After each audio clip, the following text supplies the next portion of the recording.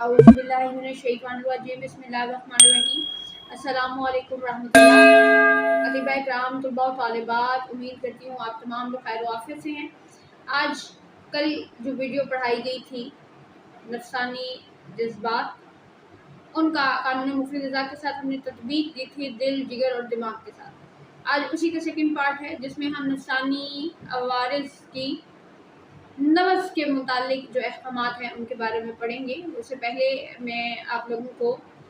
बता देना चाहती हूँ कि कल की वीडियो में जो तफसीलात आपको पढ़ाई गई थी वो इतनी अहम है कि जितनी अहम आज चारों तरफ साइकोलॉजी है। Psychology like study of human behaviour, stress, trauma. कहा जाता है कि अगर कोई शख्स बचपन में किसी स्ट्रेस से गुजरा था, वालिदैन उसको अब्यूज़ करते थे, वो अपने आप को एहसास कमतरी का शिकार था, या फिर कहा जाता है कि मरीज़ के डोमेस्टिक माहौल अच्छा नहीं है, मरीज़ एक स्ट्रेस और ब्रोकन हार्ट, दिल उसका टूट गया है, या फिर उसको कोई कारोबार में उसको शदीद नुकसान पहुंचा है, तो इन सारी कंडीशन में मेंटल इलनेस, साइकोलॉजिकल बिहेवियर आते हैं। फिर हमने देखा कि साइकोलॉजी कितनी ब्रांचेज है, या साइकोलॉजी में कितनी बीमारियां, कितनी किस्म की डिसऑर्डर्स बताए जाते हैं। कहा जाता है कि जी अगर आपको स्ट्रेस है तो आपका दिमाग बीमार है, आपको मेंटल इलनेस है, आपको बाइपोलर डिसऑर्डर है, जी आपको सोशल फोबिया है, आपको शिज़ोफ्रेनिया है, आपको ईटिंग डिसऑर्डर है, जी बहुत ज़्यादा खाना भी ईटिंग डिसऑर्डर में आता है, आपको नफ्सियाती जो भी अमराज हैं वो नफ्सियाती तौर पर आपके सिर्फ नफ्स से जुड़े हैं, और नफ्स यानी कि रूह सिर्फ दिमाग के पास है, दिल के पास कोई रूह नहीं है, जिगर के पास भी कोई रूह नहीं है। हालांकि हम तो समझते हैं कि खून की गर्दिश रूह के ज़रिए है, रूह खून की गर्दिश, और खून की गर्दिश नफसानी जज्बात का मामला है। मामला ऐसे हैं कि कानून मुफीद रज़ा से पहले अगर हम साइकोलॉजी को थोड़ा सा रीड करने की कोशिश करें तो ये बताया गया है कि साइकोलॉजी में इतनी किस्में हैं। जो अमेरिकन साइकाट्रिक फील्ड है, एसोसिएशन है, उसमें एक कैटलॉग है जिसमें हज़ारों की तादाद में हर साल दिमागी अमराज या दिमागी अलामात के तहत जो नई नई बीमारियों के नाम तशख़ीस देते हैं साइकोलॉजी में, वो ऐड कर दिए जाते हैं। और कहा जाता है कि DSM यानी कि डायग्नोस्टिक्स स्टैटिस्टिक मेंटल एसोसिएशन, इसके कुछ वर्जन बन गए हैं। आजकल गालिबन 9 या 10वां वर्जन चल रहा है मार्केट में,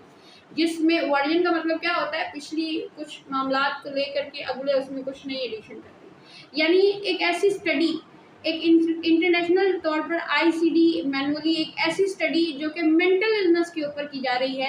हर बार उसमें कोई नई बीमारी निकल आती है। बहुत ज़्यादा खाने वाला बीमार है, जो बहुत ज़्यादा खाता है उसका दिमाग बीमार है, जो बहुत ज़्यादा सोता है उसका दिमाग बीमार है, जो बिल्कुल नहीं सोता है वो स्ट्रेस एंजाइटी के अंदर आता है। इन्होंने जो है वो आपकी नफ्सियाती मर्दानगी, आपकी लज्जत, बेचैनियाँ, खौफ, और आपकी जो हम पढ़ाते हैं गम और गुस्सा, ये सब कुछ इन्होंने जोड़ दिया है सिर्फ और सिर्फ दिमाग के साथ। और कहा गया है कि ये एक ह्यूमन बिहेवियर है, एक स्ट्रेस बिहेवियर है, एक ट्रॉमा बिहेवियर है, जो कि मेंटल रिटार्डेशन, मेंटल इलनेस की वजह से आता है। मगर ऐसा नहीं है। कानून मुफीद रज़ा ने ये साबित किया है कि हर तहरीक, हर उज़्व रईस के पास जो जज्बात हैं वो जब खून में शिद्दत इख्तियार करते हैं तो फिर उससे जो नफसानी बिहेवियर, इंसानी बिहेवियर बनता है, इसका हरगिज़ ये मतलब नहीं है कि सारे बिहेवियर, सारा जो कुछ हम अदा कर रहे हैं, हम जो लोगों के साथ रद्द-ए-अमल पेश कर रहे हैं, मुख्तलिफ सिचुएशन में जो हमारी एक मेंटल कैपेबिलिटी होती है, वो सिर्फ और सिर्फ आप दिमाग से जोड़ दें या असाब से जोड़ दें, ऐसा नहीं है। जैसे कि मैंने कल पढ़ाया कि आसाब का ताल्लुक खौफ और नदामत से, उजलात में लज़्ज़त और मुसर्रत है, और गुदद में आपके पास गम और गुस्सा आता है। सामने किराम, इनके नफ्स के हवाले से भी कुछ अहकामात मौजूद हैं।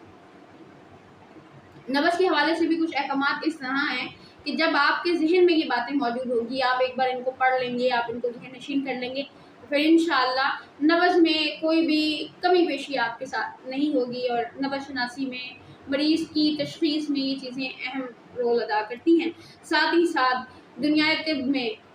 جتنی بھی ترقی ہو جائے، ماڈرن میڈیکل سائنس جتنی بھی آگے چلی جائے، وہ جب تک قانون مفرد اعضاء میں اعضاء کے ساتھ انسانی جذبات کو تطبیق نہیں دے گی، آپ کسی بھی قسم کی جتنی بیماریاں اس وقت تک ریکارڈ میں آ چکی ہیں دماغی اعتبار سے، اور جتنی آنے والے وقتوں میں آئیں گی، ان تمام کے تمام کا علاج 6 تحریکوں کے اندر ہی کرنا ہے۔ ان کے جو کاجنز بتاتے ہیں سائیکالوجیکل کہ وجہ کیا ہے کہ یہ بیماریاں لگ گئی ہیں، تو بڑی انیتھک سی ہے جی، آپ کسی اکیلے رہے ہوں گے، آپ اپنے کیفیات لوگوں سے شیئر نہیں کرتے ہوں گے، آپ کو کوئی سننے والا نہیں ہوگا، آپ کو جو ہے نا وہ اسٹریس رہتا ہے جی، آپ کو کوئی پریشانی ہو گئی، دل ٹوٹ گیا جی، آپ لو کیٹیگری میں رہے، آپ اپنے آپ کو کمتر سمجھتے رہے، ان ایتھیکل باتیں کی جا رہی ہیں۔ یہاں غور و فکر ہی نہیں کی جا رہی کہ خون میں گرمی کی کیفیت سے غصہ آ سکتا ہے، خون میں خشکی کی کیفیت سے حیوانی کیفیت پیدا ہو سکتی ہے، خون میں خشکی کی کیفیت سے آپ کو خوف، سردی تری کی کیفیت سے آپ کو خوف، شرمندگی، ندامت لاحق ہو سکتی ہے۔ سامعین کرام، ہم جو قانون مفرد اعضاء اسٹارٹ اپ سے سیکھ رہے تھے، آپ کی طرح بگنرز تھے، تو ہمیں یہ کہا جاتا تھا کہ آپ لوگ اللہ کا شکر ادا کیا کریں کہ آپ لوگوں کو وہ تعلیم مل رہی ہے، وہ تعلیم آپ کو دی جا رہی ہے جو کہ بہترین علاج ہے، جو کہ ایسا سچا اور کھرا اور فطری علاج ہے کہ جس کی مثال اس دنیا میں نہیں ہے۔ آپ اپنی جان کے لیے، اپنے اہل و عیال کے لیے، اپنے علاقے کے لوگوں کے لیے، اپنے قریبی رشتہ داروں کے لیے خیر کا سبب بن چکے ہیں۔ اللہ تعالیٰ آپ لوگوں کو یہ خیر بانٹنے کی توفیق عطا کرے، آمین ثم آمین۔ تو سامعین کرام، نبض کے اعتبار سے جو باتیں ضروری ہیں وہ کر رہی ہوں کہ نبض میں جو آپ کے احوالات ہیں، اس میں سب سے پہلے ہمارے پاس خوشی آتی ہے۔ سامعین کرام، جب خوشی آتی ہے، جب کسی آدمی کو خوشی آتی ہے، خوشی لاحق ہوتی ہے،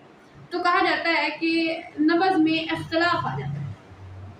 کیوں آتا ہے؟ وجہ ہے کہ جب آپ کو خوشی لاحق ہوتی ہے، سرور آتا ہے، کوئی مسرت ملتی ہے، تو اس وقت ایک طرف تو نبض عزم کی طرف ہوتی ہے، قوت یا اندرونی روح کا رجوع باہر کی طرف ہوتا ہے، اور اسی وقت یک کے بعد اسی وقت اندر کی طرف بطی اور متفاوت کی طرف میلان ہوتا ہے۔ تو نبض میں یہ اوپر اور نیچے کا یہ جو متجزر ہے، یہ جو اختلاف آ رہا ہے، جو ہم نے پیچھے بھی پڑھا تھا، یہ نبض خوشی کی حالت میں نبض کی یہ کیفیت، دل کی یہ کیفیت ہوتی ہے۔ سامعین کرام، یہاں پر ایک ضروری بات ہے، وہ یاد رکھیے، ذہن میں ڈالیے کہ ہمارے ہاں کہا جاتا ہے اسلامی اعتبار سے، اسلامی اسٹڈی یہ کہتی ہے کہ جب آپ کو خوشی لاحق ہو، ہلکا ہنسیں، اتنے کہے لگا کر نہ ہنسیں کہ آپ کے یہ کہے آپ کے دل کو کمزور کر دیں۔ تو جب خوشی آتی ہے اور مسلسل آدمی بالکل کہے لگا کر ہنسنے کا عادی ہوتا ہے، تو وہ آدمی اپنے دل میں اس اختلاف کی کیفیت کو مستقل کر دیتا ہے۔ اس اختلاف سے پھر دل کمزور ہو گیا نا۔ آج آپ کے سامنے یہ بات ہم نے ثابت کی کہ خوشی کی اس کیفیت میں جو ہے وہ آپ کو یہ مرض جو ہے وہ لاحق ہو سکتا ہے۔ غم کی حالت میں نبض میں صغیر، ضعیف، بطی، متفاوت سب کچھ آ جاتا ہے۔ کیوں آتا ہے؟ غم کی حالت میں معاملہ یہ ہوتا ہے کہ طبیعت جو ہے وہ نیند اور بیداری، آپ کو بتایا تھا کہ نیند کی حالت میں طبیعت اندر کی طرف سمٹتی ہے، غم کی حالت میں بھی طبیعت جو ہے وہ اندر کی طرف ہوتی ہے، اندر کی طرف جب گھٹتی ہے تو طبیعت کا رجحان جو ہے وہ صغیر، بطی، ضعیف اور متفاوت کی طرف چلا جاتا ہے۔ سامعین کرام، اس کے ساتھ ساتھ جب آپ کو خوف لاحق ہوتا ہے، جب آپ کو خوف لاحق ہوتا ہے تو اس کی 2 کیفیات بتائی جاتی ہیں۔ ایک خوف یہ ہے کہ آپ کو اچانک لگ گیا۔ نیند اور بیداری میں نے بتایا تھا کہ جب آپ کو اچانک صدمے سے اٹھایا جاتا ہے تو نبض میں مرتعش ارتعاش پیدا ہوتا ہے۔ حالت خوف جب اچانک لاحق ہوتا ہے، اچانک کوئی خوف لاحق ہوتا ہے، تو اس وقت بھی آپ محسوس کریں گے جب تک آپ اپنی زندگی کے اگلے حصوں میں جاتے ہیں، ہم لوگ یہ مختلف حالات، مختلف موڈ سوئنگ سے گزرتے ہیں کہ آپ کی جو ہے وہ فوری طور پر اگر آپ کو خوف لاحق ہوگا تو نبض میں مرتعش ہو جائے گا، نبض سری ہو جائے گی، دل کی کیفیت جو ہے وہ کانپنے جیسی ہو جائے گی۔ اور اگر یہ خوف جو ہے وہ آپ کو بتدریج ہے، آپ کی روزمرہ کی زندگی میں یہ شامل ہے، آپ کو خوف رہتا ہی ہے ہر چیز سے، ہر وقت کوئی نہ کوئی خوف لگا رہتا ہے، تو اس وقت میں جو نبضیں ہوتی ہیں وہ وہی ہوتی ہیں جو غم کی حالت میں ہوتی ہیں، یعنی کہ صغیر ہوتی ہے، ضعیف ہوتی ہے، بطی ہوتی ہے، متفاوت ہوتی ہے۔ سامعین کرام، اس کے ساتھ ہمارے پاس غصے کی کیفیت آتی ہے، اور غصے میں یہ بتایا جاتا ہے کہ جب آپ کو غصہ آتا ہے اور وہ شدید ہوتا ہے، تو اس میں جیسے کہ کل کی ویڈیو میں نے بتایا تھا کہ شدید غصے میں پھر آپ جو ہے وہ خونخوار ہو جاتے ہیں، بالکل ایک عجیب کنڈیشن آپ کی نفسیات کی بنتی ہے۔ تو خوف کی حالت میں کیا ہوتا ہے، غصے کی حالت میں کیا ہوتا ہے کہ جو اندرونی طبیعت ہے، روح ہے، اس کا رجوع جو ہے وہ باہر کی طرف ہوتا ہے۔ نبض اس میں عزم میں ہوتی ہے، یعنی شرف میں ہوتی ہے، نبض میں سری بھی ہوتا ہے، نبض متواتر بھی ہوتی ہے، مگر ساتھ ساتھ میں نبض میں اختلاف نہیں ہوتا۔ اختلاف صرف وہ صورت میں آئے گا اس نبض میں، غصے کی حالت میں، کہ جب آپ دل، دماغ اور غصے میں آپس میں کشمکش کے ساتھ، خوف کے ساتھ جڑ جائیں، یعنی کہ طبیعت ایک طرف کام کو کرنے کا کر رہی ہے، غصہ آپ کو آ رہا ہے، آپ کا دل کر رہا ہے آپ بگولا ہو لیں جس نے آپ کو غصہ دلایا یا جس پہ آپ کو غصہ آ رہا ہے، آپ اس کا سر پھاڑ دینا چاہتے ہیں، لیکن خوف اس بات کا ہے کہ آپ اس کا سر پھاڑیں گے تو یقیناً آپ کو جیل ہو جائے گی، لوگ آپ کو پکڑیں گے، آپ کو بھی وہی ایکشن کا ری ایکشن سننا پڑے گا۔ تو یہ جو ملی جلی کیفیت اگر غصے کی حالت میں آ جائے تو پھر اس وقت میں نبض میں اختلاف بھی آ جایا کرتا ہے۔ ہمارے پاس ففتھ کنڈیشن ہوتی ہے شرمندگی کی، جسے کہا جاتا ہے کہ خوف اور غصہ مل کر جو ہے وہ شرمندگی بناتی ہے۔ سامعین کرام، اس میں جو نبض کا حال ہوتا ہے وہ اختلاف کی صورت میں، یعنی مد و جزر نبض میں آ رہا ہوتا ہے، اور اس کی وجہ کیا ہے کہ دیکھیں، آپ ایک طرف آپ غصہ ہیں، آپ چاہ رہے ہیں کہ جس بندے نے آپ کو غصہ دلایا ہے آپ اس کو اچھا خاصا حشر نشر کر دیں، ساتھ ہی جیسے میں نے پچھلے کہا کہ دماغ اس خوف کی طرف مبتلا ہے کہ اس کے بعد کیا کنڈیشن ہوگی۔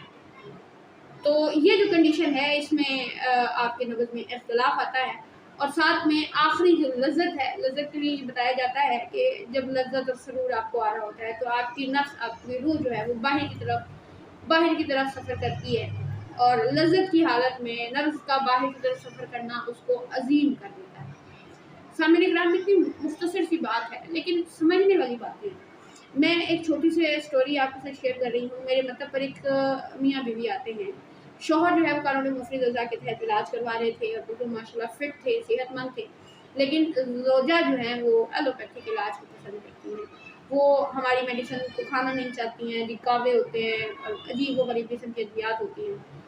اینی ہاؤ شوہر پتہ نہیں کس طرح انہیں بہلا پھسلا کر مطلب پڑ گیا ہے، اور وہ راستے میں ان سے خفا ہیں، غصہ کر رہی ہیں، اور وہ غصہ اتنا کر رہی ہیں کہ جب میں اس کی پلس دیکھتی ہوں تو وہ ایک نظر مجھے دیکھتی ہے، ایک نظر اپنے شوہر کو دیکھتی ہے، اور خوب غصے میں بیٹھی ہے۔ میں غصے کی حالت میں نبض دیکھتی ہوں، اور نبض کا مجھے پتہ چلتا ہے کہ یہ تو شرف میں بھی ہے، سری بھی ہے، تواتر بھی ہے۔ مریض کو کچھ علامات جیسے ہم ڈسکس کرتے ہیں شرف میں ہونے کی وجہ سے، تو مریضہ کہتی ہے کچھ بھی نہیں ہے، نہیں مجھے یہ بھی نہیں ہوتا، مجھے یہ بھی نہیں ہوتا، مجھے یہ بھی نہیں ہوتا۔ تو سامعین کرام، پھر یہاں آپ ڈگمگا جاتے ہیں کہ کیا کریں۔ جب میں نے محسوس کیا کہ محترمہ تو غصہ کر رہی ہیں، تو میں نے ان کے شوہر سے کہا کہ بھی اس حالت میں تو نبض غلط ہی آئے گی نا، میں تو نہیں چیک کر سکتی، یا تو آپ انہیں مطمئن کر کے لاتے۔ اچھا، اسی طرح بعض وقت بچے ہوتے ہیں ہمارے پاس، وہ ایسے چیاں میاں رو رہے ہوتے ہیں، شور و غل ڈالا ہوتا ہے انہوں نے، آپ اس وقت میں ان کی نبض دیکھ رہے ہوتے ہیں روتے ہوئے گی، تو اس میں بھی اختلاف موجود ہوگا کیونکہ بچہ خوف کھا رہا ہے اور اس کو غم لاحق ہو گیا ہے۔ اور اسی طرح بعض بچے شرمندگی دکھاتے ہیں، اس کو شرم آ رہی ہوتی ہے، آپ ان کے ساتھ ہیبیچول ہو جائیں، آپ ان کے ساتھ جڑ جائیں، آپ ان کو کوئی ٹافی دے دیں، کچھ بھی ان کے ساتھ یعنی فرینکنس کریں، اس کے بعد نبض دیکھیں، وگرنہ تشخیص خراب ہو جائے گی، تشخیص غلط ہو جائے گی، علاج آپ ٹھیک نہیں کر پائیں گے۔ یہ جتنی بھی کیفیت ہے، یہ جو 6 امراض ہمارے ساتھ جڑے ہیں جو میں نے آپ کو نبض کے اعتبار سے بتائے ہیں، حقیقت میں معاملہ یہ ہوتا ہے کہ آپ کو یہ نبض کے اپنے اختلاف کے ساتھ آپ کو وہ تحریک کی پختگی بھی دیں گے۔ میں نے جیسے کہا کہ غصے کی حالت میں نبض کا اثراتی، اور ایک غصہ ایک آدمی کو پرماننٹلی آ ہی رہا ہے، اس کی طبیعت میں شامل ہو گیا، تو آپ اسے کہیں گے بھائی غصہ کم کیا کریں، چڑچڑے کم ہوا جایا کریں۔ اثراتی مریض کو کہیں بھائی اتنی زیادہ جذباتی ہونے کی کیا ضرورت ہے۔ آپ اثراتی مریض میں ہی غم بھی ہوتا ہے، اچھا غدی تحریک میں غم بھی ہوتا ہے، ساتھ میں ندامت بھی بعض اوقات جڑ جاتی ہے، کیونکہ کیفیتیں بھی سفر کرتی ہیں، تو آپ کی جو تاثرات ہیں وہ بھی جڑ جاتے ہیں۔ بعض اوقات ہم نے دیکھا مریض کو غصہ بھی اور ساتھ میں غصہ کرنے کے بعد وہ ندامت بھی ہو رہا ہے۔ عضلاتی مریض کو بے بسی بلا پرواہی میں سب کچھ لڑ جھگڑ کر بعد میں اس کو افسوس ہو رہا ہوتا ہے، میں نے غلط کر دیا، صحیح نہیں کیا۔ اور خوف کی حالت میں بعض اوقات کہیں کنڈیشن پر ہم کچھ بول نہیں پاتے اور بعد میں سوچتے ہیں یہ بھی بولنا تھا، یہ بھی بولنا تھا، یہ بھی کرنا تھا۔ تو سامعین کرام، آپ کو بس نبض دیکھنی ہے اور اس کے سفر کو مطمئن کرنا ہے۔ جن 2 تحریکوں کا آپس میں آپ دیکھیں کہ توازن ہو رہا ہے، آپ انہی کی رلی ملی کیفیت مریض سے ذکر کریں، مریض انشاءاللہ آپ کو اس بات میں سمجھ آئے گا۔ اور دوسری بات یہ ہے کہ اسباب ستہ ضروریہ ہم پڑھ رہے تھے کہ ساتھ جو ہے وہ ہمارے پاس اسباب ستہ ضروریہ میں جیسے کہ کھانا پینا ہے، سونا جاگنا ہے، اس کے ساتھ ساتھ کچھ ایسے عوامل ہوتے ہیں نہ وہ ضروری ہوتے ہیں اور نہ ہی انہیں ہم چھوڑ سکتے ہیں، اور ساتھ ہی ساتھ کچھ ایسی طبیعت ہوتی ہے جو کہ آپ کے لیے ایک ضد، جسے ہم اس طرح کہتے ہیں کہ مزاج ہے، یعنی بالکل ایک ضد ہے، بالکل مترادف ایک بات ہے طبیعت کے، کہ ایک آدمی خودی تحریک میں بہت زیادہ انس ہے، اس کو پیار محبت ہے، اس میں ماں کی ایک جبلت آ رہی ہے، وہ بڑا کچھ کرنا چاہتا ہے، لیکن جب اس کی ضد آتی ہے، طبیعت میں شدت آتی ہے، اسی آدمی کو ہم خوخار دیکھ رہے ہیں، اسی آدمی کو ایسا دیکھ رہے ہیں، اس نے نہ اپنا دیکھا نہ پرایا، نہ بچہ دیکھا نہ بوڑھا، اس نے نہیں دیکھا کہ میرے سامنے کون کھڑا ہے، بس غصہ ایسا ہے کہ وہ ہر بندے کو ختم کرنے کے لیے تیار ہے۔ یا پھر ہم دیکھتے ہیں کہ ایک آدمی ہے جو کہ بہت دلیر ہے، بہت خوش و خرم رہنے والا ہے، لیکن اچانک اس خشکی کی تحریک میں شدت آئی ہے کہ وہ مریض آپ کے ساتھ بالکل بیگانہ ہو گیا ہے۔ تو کہنے کا مطلب یہ ہے کہ جو بالکل مزاد ہے، یعنی بالکل الٹ جو طبیعت کے آپ کی تحریک چل رہی ہے، حقیقت میں یہ نبض میں تغیر اور حیت اور فرق لانے کا سبب بنتی ہے، اور ساتھ ہی ساتھ بعض اوقات ایسی نفسانی جذبات ہوتے ہیں کہ وہ دباؤ ڈال دیتے ہیں نبض پر، وہ اتنا دباؤ ڈالتے ہیں کہ نبض میں تغیر ان کے دباؤ کی وجہ سے خود بخود آ جاتا ہے، اور بعض اوقات یہ دباؤ اتنا شدید ہوتا ہے کہ اتنا غصہ یا اتنی لذت مریض کو اتنی مسرت کہ اس کو پسینے آنا شروع ہو گئے، غصے میں جسم ٹھنڈا پڑ گیا، سیاست کانپ رہا ہے، اور لذت کی حالت میں آپ دیکھتے ہیں کہ سویٹنگ ہو رہی ہے باڈی پر، یا آپ جو ہے وہ حرکات قلب کو سست ہوتا دیکھ رہے ہیں۔ یعنی بعض اوقات کیا ہوتا ہے کہ نفسانی جذبات کی شدت کی وجہ سے، یہ جو کہتے ہیں نا اسٹریس اسٹروک پڑ گیا جی، غصہ بہت زیادہ آیا تھا جی، اینگر اسٹروک پڑ گیا جی، یہ وہ اسٹروکس ہیں کہ اعضاء جو ہیں وہ تحلیل ہو رہے ہیں اس کی وجہ سے۔ تو ہر چیز کی زیادتی نقصان دیتی ہے، چاہے وہ غصہ ہو، چاہے وہ خوشی ہو، چاہے وہ بہت زیادہ غم ہو۔ بہت زیادہ غمگین رہنا، افسردہ رہنا دل کو کمزور کر رہا ہے، تو بہت زیادہ خوش رہنا بھی کمزور کر رہا ہے۔ بہت زیادہ غصہ کرنا اگر آپ کے مینٹل ہیلتھ کو نقصان دے رہا ہے، تو وہاں پر غصہ کرنا آپ کے اپنے دل کو جو ہے وہ تحلیل کی طرف لگا سکتا ہے۔ سامعین کرام، میں نے کوشش کی ہے کہ امراض نفسانیہ کو آپ کے سامنے نبض کے لحاظ سے بھی اور ان کی ساری کسوٹیاں بیان کر سکوں، جتنی بھی ٹائپس ہیں، مینٹل ریٹارڈیشن، مینٹل النس کی، سائیکولوجیکل فیکٹس کی، ایٹنگ ڈس آرڈر، سوشل ڈس آرڈر، اور پبلک ڈس آرڈر، یا اسٹریس وغیرہ وغیرہ وغیرہ وغیرہ، آپ یقین کیجیے یہ کچھ بھی نہیں ہے۔ آپ قانون مفرد رضا کے مالک ہونے کی حیثیت سے ان تمام نفسانی حالات سے لڑ سکتے ہیں، جھگڑ سکتے ہیں۔ اپنے پیشنٹ کے ساتھ ایک فیملی انوائرمنٹ کریٹ کرنے کی کوشش کیا کریں۔ جب مریض آئے تو اس کی سن لیا کریں۔ میرے پاس تو مریض آتے ہیں تو اپنے گھریلو معاملات بتا رہے ہوتے ہیں، کبھی کبھی مجھے سمجھ نہیں آ رہی ہوتی کہ میں علاج کروں یا ان کے انٹرنل افیئرس کو ٹھیک کرنے کی کوشش کروں، لیکن سن اس لیے لیتے ہیں کہ چلے مریض جو ہے وہ کہیں حد تک ہم سے ریلائبل ہو جائے گا اور اپنی فیملی ممبر کی طرح ڈیل کرے گا اور اپنی ساری پریشانی بتائے گا، اور ساتھ میں آپ اس کو علاج معالجہ دے کر اس کی جو پرماننٹ ایک کنڈیشن ہے، دیکھیں سائیکالوجیکلی جب علاج کرتے ہیں تو وہ سلیپنگ ہارمونز دے دیتے ہیں آپ کو، اینٹی ڈپریسنٹ، وہ بھی آپ کو سلیپنگ ہارمونز ہوتے ہیں، یا پھر وہ آپ کو سکون اور آپ کے مینٹل اور باڈی کے کنیکشن کو لوز آؤٹ کرنے کے لیے کوشش ہوتی ہے۔ یہ کوئی علاج نہیں ہے۔ علاج وہ ہے کہ جو ہم خون کے اندر بڑھتے ہوئے مواد کو دور کر دیں گے۔ اچھا، طبیعت پر جو بوجھ پڑتا ہے نفسانی خواہشات کی وجہ سے، نفسانی جذبے کی وجہ سے، تو یہ بوجھ ایسا ہوتا ہے کہ وہ اس کیفیت سے پیدا ہوتا ہے، اس خلط سے پیدا ہوتا ہے جو بڑھ گئی ہے، لیکن ضروری ہے کہ وہ خلط غیر طبیعی ہونی چاہیے، اور بڑی ہوئے خلط میں ورم کی ضرورت نہیں ہوتی۔ یعنی اگر میں یہ کہوں کہ غصہ آ رہا ہے تو ضروری نہیں ہے کہ یہ غصے کی شدت میں تحلیل ہوگی، تو مریض کا ورم کی نبض میں ہونا ضروری ہے۔ مریض اگر سوزش کے اندر بھی ہے اور مریض ایک نارمل کیفیت میں بھی ہے، لیکن غصے کی شدت اس کو آ گئی ہے، اس کو تحلیل ممکن ہے۔ سامعین کرام، میں نے تمام پوائنٹس کو اکٹھا کر کے آپ کے سامنے پیش کیا تاکہ کہیں کسی پہلو سے آپ کی کوئی کمی نہ رہ جائے، یہ نہ ہو کہ آپ کہیں کسی پوائنٹ پر اٹک جائیں۔ اور ایک اور ضروری بات ہے کہ لاسٹ ویڈیو میں ایک بھائی کہہ رہے تھے کہ دائیں اور بائیں ہاتھ کے حوالے سے ہم تھوڑے کنفیوز ہیں، کہ کچھ لوگ یہ کہتے ہیں کہ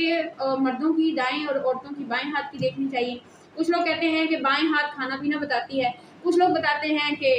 میں بتا رہی ہوں کہ یہ جو ہے آپ کو کچھ بیماریاں اور آپ کو انفرٹیلٹی کے متعلق بتاتے ہیں۔ تو ہمیں کنفیوژن ہے، ہمیں سمجھ نہیں آ رہی ہے۔ یہ ایک سوال تھا جس کے اوپر کچھ گروپس وغیرہ بھی ختم ہو گئے ہمارے، تو واٹس ایپ گروپس ختم ہو گئے، لیکن ہم یہاں اویلیبل ہیں، آپ کو ہر طرح کے سوال کا جواب دیں گے۔ سامعین کرام، دیکھیے میں نے کہا تھا اسٹارٹ میں ہی کہ شریان اعظم ہے، दिल से एक बहुत बड़ी शरियान निकल रही है जो सबसे बड़ी है और वो आपको बाएं हाथ में आ रही है। उसी से कुछ शरियानें आपको दाएं हाथ में और पूरी बॉडी में सर्कुलेट करती हैं। हम जब ये कहते हैं कि आपको बीमारी इस हाथ में देखनी है, चाहे मर्द हो चाहे औरत हो, लोगों ने तो बड़ा कुछ आपको गलत पढ़ा रखा है, तो आप क्या उन बातों को याद करेंगे? आपको मर्द और औरत की इस हाथ को चेक करना है, दाएं हाथ को चेक करना है, क्योंकि इसमें जो शरियान है वो अपना सुकेड़, अपना चौड़ा होना, अपना शर्फ होना, मुनखफस होना, लंबा होना, सिकुड़ना, वो सब बड़ी आसानी से बता देगी, क्योंकि इसमें छोटी शरियान है। लेकिन इसमें इतनी बड़ी शरियान है कि वो अपनी चौड़ाई वो धागे की तरह बारीक नहीं हो सकती, वो बिल्कुल चौड़ी नहीं हो सकती, वो बिल्कुल ऊपर और नीचे नहीं बैठ सकती। यानी इस हाथ की जो पल्स है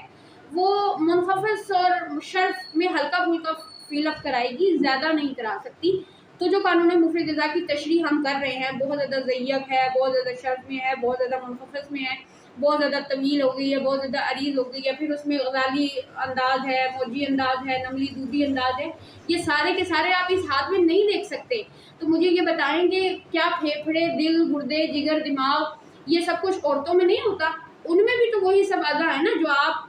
हजरात में होते हैं। तो मर्द की क्यों फिर इस हाथ की और औरत की इस हाथ की देखें? मर्द और औरत दोनों की इसी हाथ की देखनी है। और रही बात इस हाथ की नब्ज़ जो कि आपको खाना बताती है, मुझे आज तक कोई तबीब ऐसा नहीं मिला कि जिसने नब्ज़ देखकर कहा हो कि भाई तू कद्दू खा के आया, या फिर आपने टिंडियाँ खाई हैं आज, या आपने आज बैंगन खाए, आलू पकौड़े खाए हैं। हाँ, हाज़िक तबीब वो होता है कि वो मौसम को देखता है कि इस मौसम में कौन कौन से फल मौजूद हैं, कौन कौन सी सब्जियां आ रही हैं, और ये हाथ आपको अर्ज़ और शर्फ बताता है। यानी मैंने कहा था हरारत गरीज़ी, रुतूबत असलिया, ये बताता है।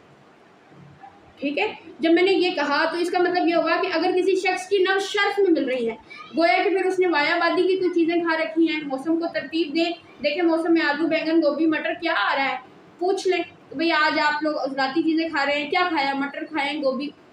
आपको ये हाथ वक्ती तौर पर उस बंदे का खाया हुआ बता देगी, क्योंकि नब्ज़ फूली हुई चल रही होगी। और साथ ही साथ अगर उसने कोई ठंडी चीज़ें, रतूबती कद्दू, तोरी, टिंडे खाए होंगे तो वो भी इस नब्ज़ से आपको पता चल जाएगा। ठीक है, लेकिन एग्जैक्टली कोई नहीं आपको कह सकता कि आज आप टिंडे और कद्दू, ये सब कुछ एक दूर अंदेशी होती है। आप तबीब हैं, आप अंदाज़ा लगा सकते हैं कि आजकल क्या खाने खा रहे हैं। तो इस वजह से कि इसमें शर्फ और तवालत होती है, अर्ज़ होता है, तो इस हाथ से आप खाए पिए की तरतीब का अंदाज़ा लगा सकते हैं। लेकिन इस हाथ से ख़वातीन की नब्ज़ें क्यों चेक करें जब इसमें शरियान आज़म है, जब ये आपके मसाने के ज़ख़म को, फेफड़ों के ज़ख़म को बता रही है, जब ये आपके बांझपन और करम मनी की ख़ुसूसियात को बता रही है, जब इस हाथ की नब्ज़ सिर्फ़ और सिर्फ मखसूस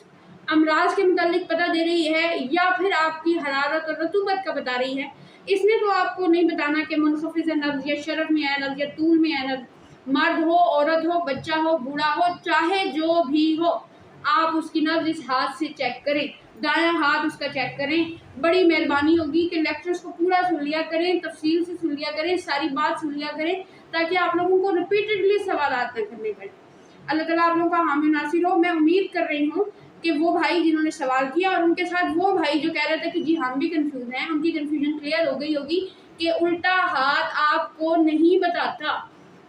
बताता कि आपका मिजाज क्या है, नहीं बताता आपके अंदर अंदाज क्या है, क्योंकि ये मोटी रग है, मोटी रग, और वो भी सुलभ, और वो भी अपनी एक पूरी ट्रेजेडी के साथ। एक अब ये मैं किस तरह पता करूं कि ये नब्ज़ पतली हो गई है, सिकुड़ गई है? एक मोटी रग है ना, लेकिन अगर इसी नब्ज़ को हम पतला कर लें तो उसका पतली, मोटाई, छोटापन, सुकेड़पन, उसके अंदर जो